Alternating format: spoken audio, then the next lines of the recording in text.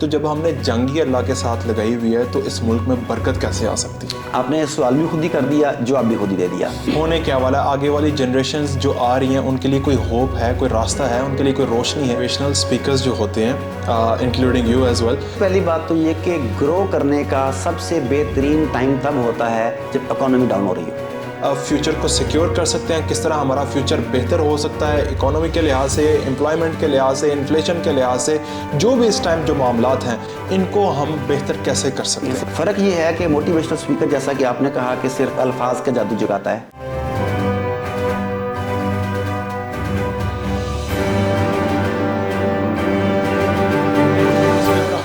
السلام علیکم ناظرین، میرا نام احمد رزاق ہے. امید ہے آپ سب خیریت سے ہوں گے.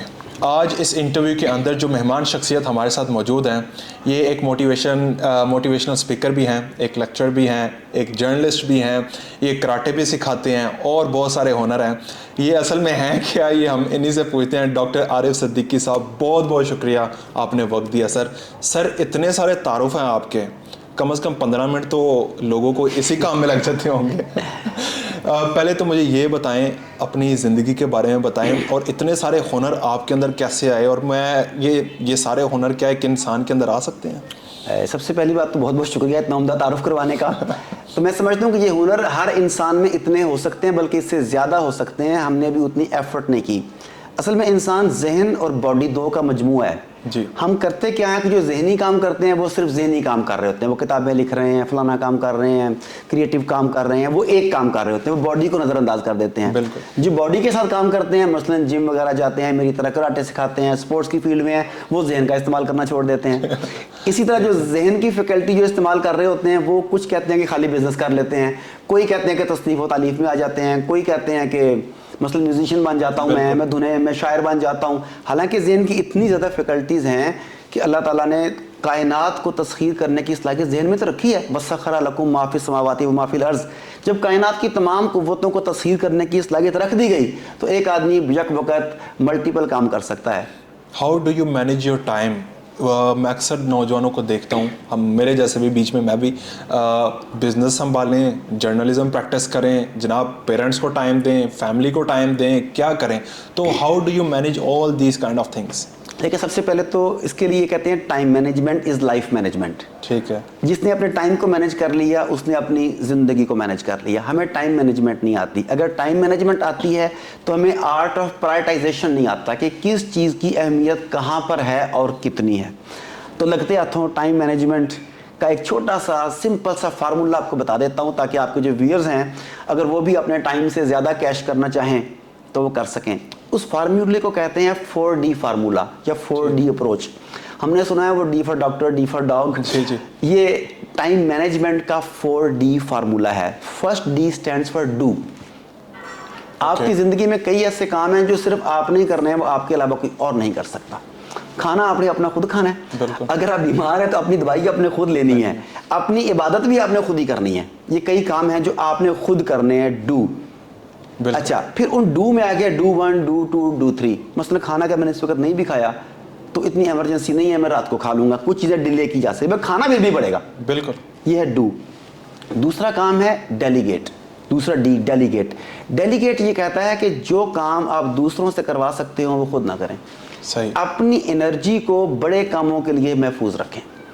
اب ہماری ایک بڑی غلطی یہ ہوتی ہے کہ ہم ہر کام کو اپنے ہاتھ سے کرنا چاہتے ہیں. جب آپ ہر کام کو اپنے ہاتھ سے کرنا چاہتے ہیں تو کتنی انرجی آپ کی کنزیوم ہوتی ہے، کتنا آپ کا ٹائم کنزیوم ہوتا ہے، اور آؤٹ پٹ بہت تھوڑی ہوتی ہے. اگر یہ مختلف شعبے کے ماہرین میں یہ کام تقسیم کر دیا جائے تو آپ زیادہ کام کر سکتے ہیں. ڈیلیگیٹ. دوسرا اصول ہے ڈیلیگیٹ. تیسرا ڈی ہے ڈیلے. کئی ایسے کام ہیں جو فوری کرنا ضروری نہیں ہے، انہیں ڈیلے کیا جا سکتا ہے. مثلا آپ کے یہاں بلز آئے ہیں، الیکٹرسٹی کا بل ہے، گیس کا بل ہے، کوئی اور بل ہے. آپ کے پاس وہ بل کی ڈیٹس کے درمیان کافی مارجن ہوتا ہے 8-10 دن کا. آپ چاہیں تو آج کروا دیں، کل کروا دیں. آپ پرائرٹائز کرتے ہیں کہ میں آج ہی بھاگا جاؤں یا میرے پاس ٹائم ہے کہ میں 2-4-5 دن کے وقفے سے بھی اسے کروا سکتا ہوں. اس طرح کئی چیزیں ڈیلے. کچھ کام ڈیلے کیے جا سکتے ہیں جنہیں ڈیلے کیے جا سکیں. Do delegate and delay. اور چوتھا ہے ڈیلیٹ. ڈیلیٹ. اچھا، یہ سب سے امپورٹنٹ. ہاں، بے شمار کاموں کو، ایکٹیویٹیز کو، مصروفیات کو، حتیٰ کہ لوگوں کو اپنی زندگی سے ڈیلیٹ کرنا پڑتا ہے. بالکل. जब आप उन अनवांटेड एक्टिविटीज़ को, अनप्रोडक्टिव एक्टिविटीज़ या पीपल को अपनी ज़िंदगी से डिलीट करते हैं तो आपका बहुत सारा टाइम डू वाले फ्रेम में आ जाता है. जब डू के फ्रेम में आ जाता है तो फिर आपकी प्रोडक्टिविटी बहुत ज़्यादा बढ़ जाती है. इस सवाल से मुतल्लिका आखिरी बयान, फिर हम आगे चलते हैं. किताबों में मेरी कोई तकरीबन 30 के करीब किताबें हैं मेरी लगभग, माशाल्लाह. तो लोग पूछते हैं कि ये आप किताबें ऐसी कैसे लिख लेते हैं, किसी अपने सवाल पूछा. तकरीबन हर रमज़ान में मेरी एक किताब आती है और हर मुहर्रम में मेरी एक किताब आती है, माशाल्लाह. लोग ये समझते हैं कि शायद मैं रमज़ान में बैठ के किताब लिखता हूँ या मैं मुहर्रम में बैठ के किताब लिखता हूँ. एक्चुअली मैं फाइनल टचेज़ रमज़ान में और मुहर्रम में देता हूँ क्योंकि लोग उन दिनों में काम करना पसंद नहीं करते. लेकिन मैं समझता हूँ कि खाने पीने में टाइम ज़ाया नहीं होता, फालतू मिलने मिलाने में टाइम ज़ाया नहीं होता, आपकी प्रोडक्टिव लाइफ बढ़ जाती है. तो मैं उसमें नोक पलक संभालता हूँ. लेकिन करता क्यों पूरा साल? अभी आपसे बात करते हुए कोई आइडिया ज़हन में आया जिस पे काम किया जा सकता है, उसके इशारे की 2-3 लाइनें मैंने अपने मोबाइल में सेव कर ली ड्राफ्ट में. ठीक. फिर इनसे बात की, कोई और बात ज़हन में आ गई, वो सारा साल पूरा नोट्स जमा होते रहते हैं. फिर मैं रमज़ान में बैठता हूँ, उन्हें एक तरतीब देता हूँ, मेरी एक किताब बन जाती है. माशाल्लाह. तो आप टाइम को यूँ यूटिलाइज कर सकते हैं. डॉक्टर साहब, हमारे माशरे में एक बहुत बड़ा प्रॉब्लम ये है कि हम अभी कोई क्रिकेटर क्रिकेट खेल रहा है, कोई फुटबॉलर फुटबॉल खेल रहा है, कोई टेलीविज़न पे आके प्रोग्राम करता है, फेमस हो जाता है, तो लोग कहते हैं जनाब देखो एनजी मशहूर हो गया. ये एक आम सी कहावत है, लेकिन उसके पीछे जो मेहनत है लोग हमारे माशरे में उसे सपोर्ट क्यों नहीं करते? मैं इंग्लैंड में पढ़ा हूँ, मैं देखता हूँ वहाँ पे लोग कहते हैं कि यार अपने बैकग्राउंड के बारे में बताओ, अपनी हिस्ट्री के बारे में बताओ, कहाँ कहाँ तुमने मेहनत की. लोग उसके बारे में ज़्यादा इंटरेस्ट लगते हैं. हमारे यहाँ ऐसा क्यों है? हर चीज़ को नेगेटिव क्यों लिया जाता है? किसी की कामयाबी के आगे हम बजाय उसकी हिस्ट्री पूछने के हम उसके ऊपर कहते हैं जनाब हमें बस मशहूर हो गए, हमें जनाब बस वो कहते हैं दाल लग गया. इसके दो आंसर हैं. कुछ के तो वाकई दाल लगने वाली बात है, क्योंकि आजकल जो सोशल मीडिया ट्रेंड्स हैं जी, ये आपको चंद सेकंड की वीडियोस का वो फजूल, वो पार्टी हो रही है कि पारी हो रही है टाइप, अच्छा उसके पीछे वाकई कुछ नहीं होता. वो एक अच्छा, लेकिन वो पानी के बुलबुले की तरह होता है. वो बुलबुला बनता है और फट जाता है, बात खत्म हो जाती है. दूसरी तरफ जिसका आपने इशारा किया, उसके पीछे जो मेहनत है वो समझने के लिए एक बड़ी मज़े की बात समझिए कि अमेरिका में एक गुलकारा ने किसी प्राइवेट महफिल में गाना गाया, प्राइवेट फंक्शन में. वो की रिकॉर्डिंग चल रही थी, साथ किसी ने लाइव किया हुआ था. रातों रात वो गाना पूरे वायरल हो गया, हर जगह पे हिट हो गया. सुबह जब वो उठी है, उसने दरवाज़ा खोला है तो दरवाजे के बाहर बहुत सारे प्रोड्यूसर्स और बेशुमार लोग, मीडिया वाले उसे अपने साथ साइन करने के लिए मौजूद थे. अच्छा. कि बस वो आप हमें साइन कर लें, फलानी फिल्म के लिए फलानी एल्बम देनी है, आप हमें साइन कर लें. तो उन्हीं में एक अखबारी रिपोर्टर भी था.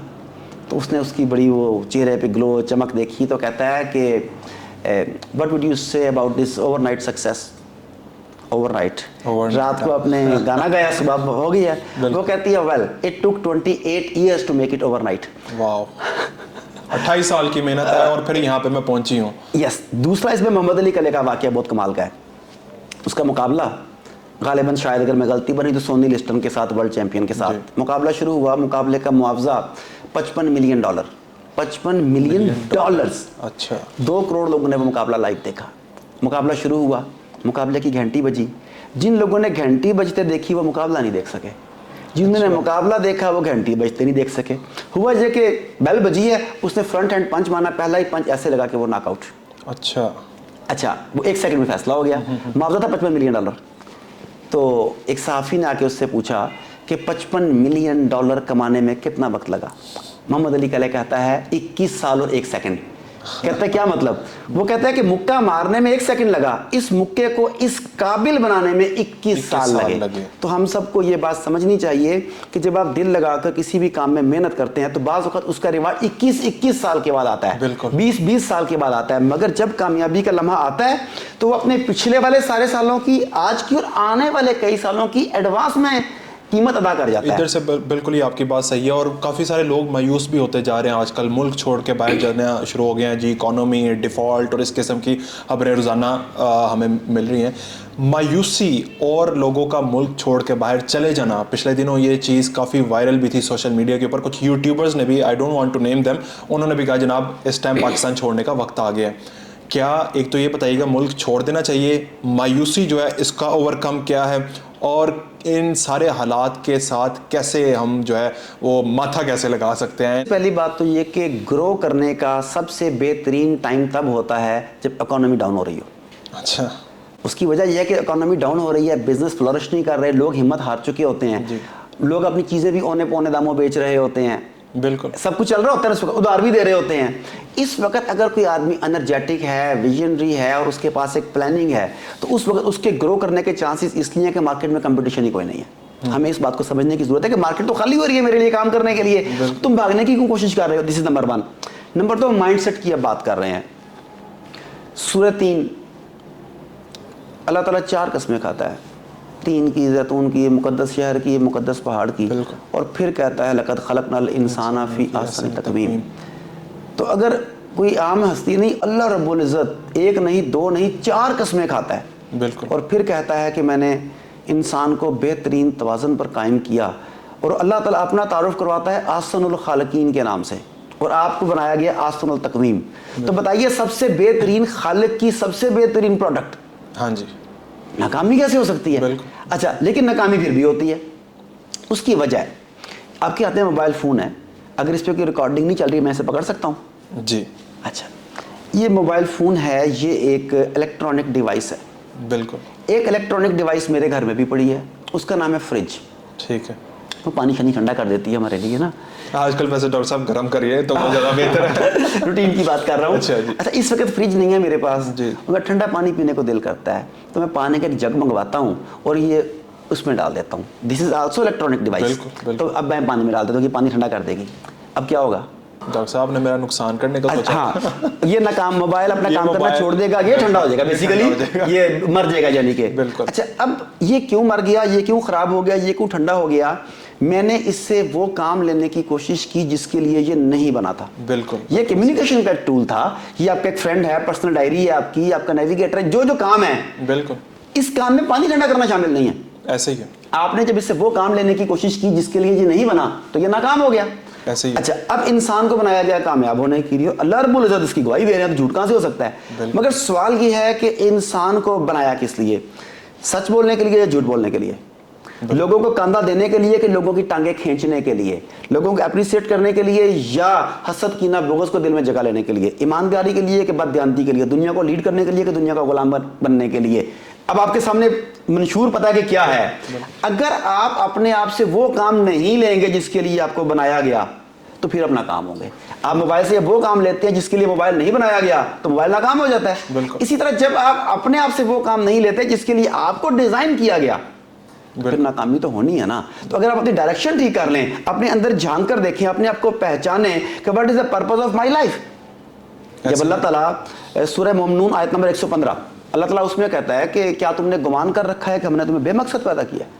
اس کا مطلب ہے کہ اللہ تعالیٰ کہتا ہے identify your purpose of life. جب آپ نے اسے آئیڈینٹیفائی کر لیا, اس کے مطابق کام کرنے لگے تو کامیابی تو ملے گی نا. تو ہمیں اپنے اندر جھانکنے کی ضرورت ہے. لیکن ڈاکٹر صاحب یہ کامیابی کی آپ نے بات کی, ملک ہم نے ویسے تھوڑا سا ٹاپک سے ہٹ کیا, but I want to discuss with you.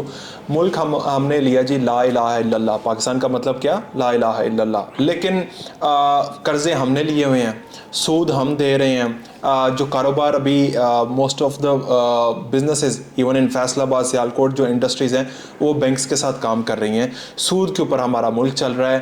اس کا قرآن کے اندر اللہ تعالیٰ کہتا ہے کہ جس نے سود لیا اس کی جنگ میرے ساتھ ہے. تو جب ہم نے جنگ ہی اللہ کے ساتھ لگائی ہوئی ہے تو اس ملک میں برکت کیسے آ سکتی؟ آپ نے سوال بھی خود ہی کر دیا, جواب بھی خود ہی دے دیا کہ پاکستان کے موجودہ حالات کی وجہ یہی ہے کہ آپ نے پاکستان کی آئیڈیالوجی کے ساتھ, پاکستان کی اساس کے ساتھ آپ نے غداری کی. جب آپ نے کہا کہ پاکستان کی بنیادوں میں لا الہ الا اللہ کی گونج ہے, اگر پاکستان کی بنیادوں میں شہداء کا خون ہے تو اس خون سے غداری یہ ہے کہ لا الہ الا اللہ سے بغاوت کی جائے. ٹھیک ہے نا. اب لا الہ الا اللہ کو سمجھ لیں. سب سے پہلے تو ہے نہیں کوئی معبود مگر اللہ کے. آپ نے کہا کہ نہیں, جمہوریت بھی ہمارا معبود ہے, ہم نے اس کی پرستش کرنی ہے, اس کے بغیر گزارا نہیں ہو سکتا. آپ نے سیاسی لیڈروں کی پرستش کی, آپ نے اپنے بعضوں کا دینی عمائدین کی بھی پرستش کی حد تک آپ نے اطاعت کی. آپ نے نظام ہے باطل کی اطاعت کی, آپ نے روپے کی اطاعت کی, اپنے دجالی نظام کی اطاعت کی. جب آپ نے تھا تو یہ کہ نہیں کی معبود مگر اللہ کے، مگر یہاں پہ پریکٹس یہ کی کہ ہر کی معبود ہے سوائے اللہ کے. بالکل ایسے آپ نے الٹ کر لیا. جب آپ نے اللہ اور اللہ کے رسول سے جنگ کی تو پاکستان کی آئیڈیالوجی سے بھی بغاوت کر لیا آپ نے. تو پھر نہ تو آپ کے کام میں برکت ہو سکتی ہے، نہ آپ کے فیملی میں برکت ہو سکتی ہے، نہ آپ کے وقت میں برکت ہو سکتی ہے. پھر آپ صرف سانسیں پوری کر رہے ہیں. دیکھیں اس نظام میں رہ کے سانسیں پوری کرنا یا بڑی اچھی سے اچھی زندگی جینا دونوں پاسبل ہیں، مگر اس کے برعکس اس نظام کے خلاف لڑتے ہوئے نظام حق کے لیے جان دے دینا اس سے بدرجہ بہتر ہے. ٹھیک ہو گیا. ہم نارملی دیکھتے ہیں کہ موٹیویشنل اسپیکرز جو ہوتے ہیں انکلوڈنگ یو ایز ویل، وہ راستے بہت دکھاتے ہیں. وقتی طور پہ آپ لوگوں کے لیکچرز سنتے ہیں تو وہ ایک سکون مل جاتا ہے، لیکن لوگ اکثر یہ کہتے ہیں جناب یہ سلوشنز کیوں نہیں بتاتے، سلوشنز بھی تو بتائیں. تو سلوشن کیا ہے اس وقت، ہمارا فیوچر کیا ہے، کس طرح ہم فیوچر کو سیکیور کر سکتے ہیں، کس طرح ہمارا فیوچر بہتر ہو سکتا ہے اکانومی کے لحاظ سے، امپلائمنٹ کے لحاظ سے، انفلیشن کے لحاظ سے، جو بھی اس ٹائم جو معاملات ہیں ان کو ہم بہتر کیسے کر سکتے ہیں. سب سے پہلی بات تو یہ کہ یہ جس طرح مختلف لوگوں پہ تہمتیں ہوتی ہیں، موٹیویشنل اسپیکر کی ایک تہمت ہے. اکثر لوگ میرے پر یہی بات کہتے ہیں، ٹی وی پہ بات کر رہے ہیں تو ایک موٹیویشنل اسپیکر بات کرنے کے لیے actually I am a trainer. جی فرق یہ ہے کہ موٹیویشنل اسپیکر جیسا کہ آپ نے کہا کہ صرف الفاظ کا جادو جگاتا ہے، جی جبکہ ٹرینر آپ کو ساتھ سکلز فراہم کرتا ہے کہ یہ آپ نے کرنا کیسے ہے. تو I am basically I am a trainer. جی بالکل. یہ ہو گیا پہلی بات. میں سر آپ کی بات نہیں کر رہا، میں ایک میں وہ جنرلی بات کر رہا ہوں. ایک تو میں نے کہا یہ کلیئر ہو جائے بات. اچھا دوسری چیز دیکھیں، کسی بھی پروجیکٹ کے لیے، کسی بھی بڑے کام کے لیے 3 بنیادی مراحل ہیں. سب سے پہلے awareness, G number 2 is preparation, number 3 is execution. اچھا اویئرنیس، ابھی تک تو ہم مکمل طور پر آگاہ ہی نہیں کہ میں کون ہوں، آپ کون ہیں، ہمارا مقصد کیا ہے. جب تک آپ کو اویئرنیس نہیں ہوگی، پریپریشن کیسے کریں گے اور آپ آگے سے اسے ایگزیکیوٹ کیسے کریں گے. تو ہم بیسیکلی یہاں پر بھی جو ہم کام کر رہے ہیں وہ اس وقت آگاہی پھیلانے کا ہے کہ لوگ اپنے آپ کو، اپنے مقصد حیات کو پہچانیں اور اس کے بعد میدان عمل میں اتریں. دس از پارٹ 1. نمبر 2، اگر آپ اکانومی کی بات کرتے ہیں، what kind of policies economy کے وہ تو جو گورنمنٹ نے بنانی ہے وہ بنانی ہے. دیکھیں لیکن لائف میری ہے. جی یہ میری لائف ہے. میں اسے اسٹیٹ کے ہاتھ میں کیوں دوں کہ چاہے تو اسپائل کر دے چاہے تو بچا لے. اگر اسٹیٹ اپنی ذمہ داری پوری کرتی ہے تو ویل اینڈ گڈ، اگر نہیں کرتی تو I want let the state spoil my life. جی I have to take charge. اب ہم سیدنا رسول کریم صلی اللہ علیہ وسلم سے منسوب اگر روایات دیکھتے ہیں، ان میں سے ایک ہے کہ رزق کے 10 میں سے 9 حصے تجارت میں ہیں یا اپنا کام کرنے میں. اس کی اسناد چیک کرنا شیخ الحدیث کا کام ہے، وہ مجھے نہیں پتا، بٹ جو مجھ تک پہنچی ہے اس کا مفہوم یہ ہے. اب اگر اسے ہم صحیح سمجھ کے اگر اس کے اوپر بات کریں، اس کا مطلب ہے کہ ٹوٹل اکانومی جو ہے وہ جن بندوں کے پاس زیادہ شیئر جائے گا وہ لوگ ہوں گے جو بزنس پیپل ہوں گے، اور جو جاب والے لوگ ہوں گے کیسے 10% آئے گا. اب آپ ذرا اپنی اکانومی میں اور لوگوں کو نظر دوڑائیں کہ کیا آپ کے 90% لوگ جاب کرتے ہیں یا 90% لوگ اپنا کام کرتے ہیں. 90% جاب کرتے ہیں. اچھا اب جاب والوں کے حصے کتنے پیسے ہیں حدیث کے مطابق 10%. اب 10% ڈیوائڈ ہوگا 90% میں، اور دوسری طرف 90% ڈیوائڈ کتنے میں ہوگا؟ 10 میں. اچھا 10 میں. اب کیا ہو رہا ہے؟ اب یہ کہہ رہے ہیں کہ جی نظام ٹھیک نہیں ہے، غریب غریب سے غریب تر ہوتا جا رہا ہے، امیر امیر سے امیر تر ہوتا جا رہا ہے. تو یہ تو رسول اللہ کے زمانے میں بھی سیدنا عبد الرحمن عوف بھی تھے، سیدنا عثمان غنی بھی تھے، اور عبداللہ بن مکتوم بھی تھے، اور بلال حبشی بھی تھے. یہ تو اس وقت بھی تھا. اب پرابلم کہاں پر ہے؟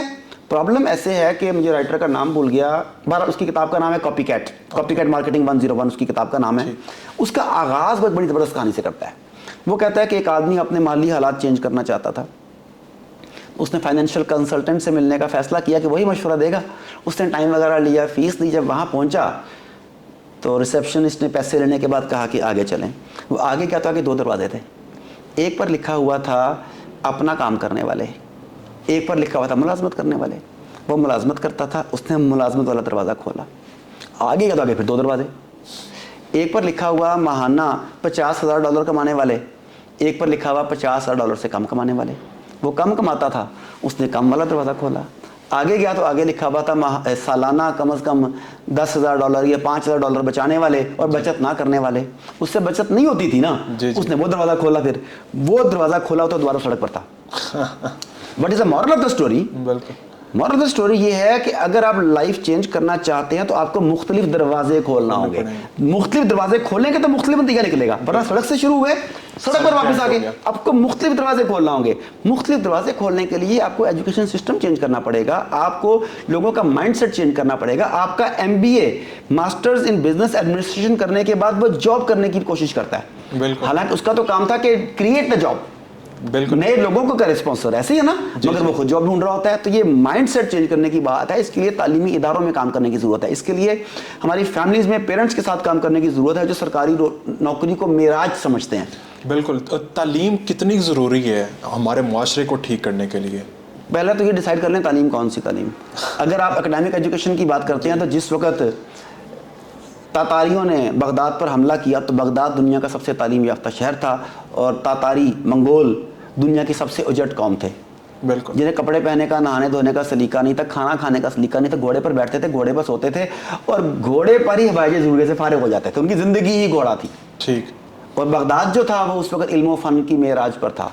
फिर बगदाद को जिस तरीके से ताराज किया गया, ये भी तारीख का हिस्सा है। तो अगर आप इस इल्म की बात नहीं, मैं वो नहीं लोगों को क्लियर, आपको मैं लोगों को क्लियर करना चाहता हूँ कि अगर हम ये यूनिवर्सिटीज़ के इल्म की, इन चीज़ों के इल्म की बात करें और उस इल्म को नज़रअंदाज कर दोगे, तलवार के बल पर दुनिया पर हुकूमत करने का इल्म है, बन सके ना, आप नाकाम हैं। आप कुछ, मैं कहता हूँ ना कि आइडेंटिफाई योरसेल्फ। जब आप अपने आप को जांचते हैं तो आपको पता लगता है कि आप एक अच्छे जर्नलिस्ट हैं जी। अब आपको जर्नलिज्म की तालीम चाहिए, आपको पता चला आप एक बिजनेसमैन है, आपको बिजनेस की तालीम चाहिए, आप एक स्पोर्ट्समैन है, मैं जो आपकी फील्ड है उस फील्ड में जब तक आप एक्सपर्टीज़ के साथ रब्ता नहीं करेंगे, उनकी एक्सपर्टीज़ को अपने अंदर समोएंगे नहीं, मैदान अमल में नहीं उतरेंगे तो आप नाकाम हो जाएंगे। लेकिन हमने समझ लिया तालीम मैटर करना, इंटर करना, ग्रेजुएशन करना, मास्टर्स करना ये तालीम है जी। ये तो आपके तालीमी अखराजात की रसीदें हैं, कभी इन्हें पैसे खर्च किए, इन्हें साल लाते हैं, रसीद है। हाँ, तो अनलेस कि आप प्रैक्टिकल एजुकेशन हासिल नहीं करते, आज दीज थिंग्स आर यूजलेस। ठीक, आखिरी सवाल, अगेन वो एक क्वेश्चन है, वो शायद आपने चीज़ मिस कर दी है, फ्यूचर क्या है पाकिस्तान का? क्या हम डिफ़ॉल्ट होने वाले हैं? क्या मायूसी है? आगे होने क्या वाला है? आगे वाली जनरेशन्स जो आ रही हैं उनके लिए कोई होप है, कोई रास्ता है, उनके लिए कोई रोशनी है?